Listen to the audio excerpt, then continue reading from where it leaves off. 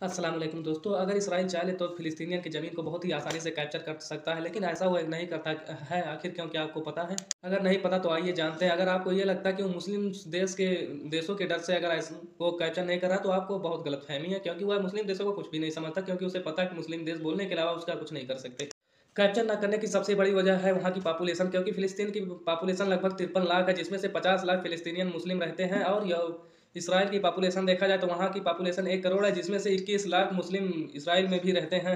International law के मुताबिक अगर कोई देश किसी भी ज़मीन को कब्जा करता है, तो वहाँ के रहने वाले आम लोग उस देश के नागरिक माने जाएंगे, उसे उस देश की सिटीजनशिप देनी पड़ेगी।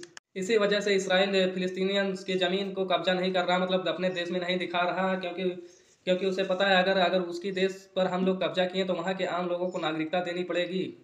क्योंकि उसे भी पता कि अगर 50 लाख मुसलमानों को नागरिकता दे दी जाएगी तो उस देश की आबादी 1.5 करोड़ हो जाएगी, जिसमें 75 लाख यहूदी और 71 लाख मुस्लिम की आबादी हो जाएगी, जिसमें मुसलमानों को अपना वोट करने का अधिकार होगा और अपना नेता चुनने का अधिकार होगा। इस वजह से वो हमारे सरकार में भी हमारे देश में अपना सरकार भी बना सकते हैं और प्रधानमंत्री या बड़ी बड़ी सीटों पर काबिज भी हो सकते हैं।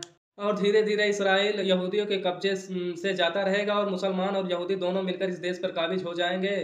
और धीरे धीरे यहूदियों को पावर खत्म होता चला जाएगा। और अगर एक बार मुसलमानों को नागरिकता मिल गया तो वो अपना नेता और अपना आवाज़ उठा सकते हैं और अपना नेता खुद चुन सकते हैं और खुद की सरकार भी बना सकते हैं मिल गठबंधन वाली। और जो चाहे वो उस सरकार से करा सकते हैं, जो चाहे वो करा सकते हैं अपनी पावर का इस्तेमाल करके। बस इसराइलियों का इसी बात का डर है, इसीलिए वो इनकी ज़मीनों पर कब्जा नहीं कर रहे हैं, क्योंकि उन्हें नागरिकता देनी पड़ेगी। अगर नागरिकता एक बार मिल गया तो ये लोग पावर में भी आ सकते हैं।